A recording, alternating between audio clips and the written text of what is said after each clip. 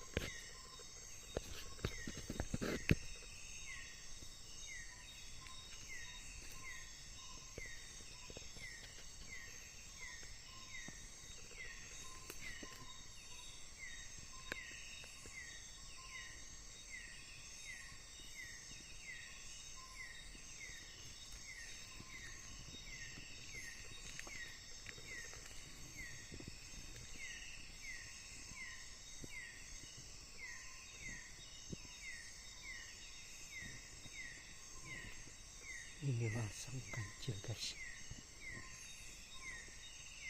Dia sedang tiduran gitu, guys.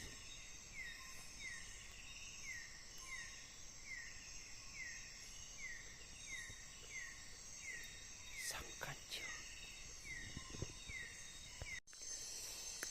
Selamat malam teman-teman semua. Ya, kali ini kita berburu lagi. Ya, kira-kira beginilah suasananya pada saat malam hari. Ya, jangan kalian heran kenapa ada bungkus mie di sini, ada tempat kue. Oh, ini apa nih bro? Penghasilan kita pada malam hari ini bro. Sudah tidak mampu lagi belanyat kita bro. Tinggal koyaknya aja lagi nih. Luar biasa. Ya, beginilah suasananya kalau pada malam hari kalau di hutan.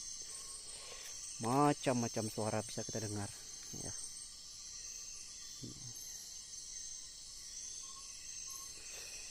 Sekian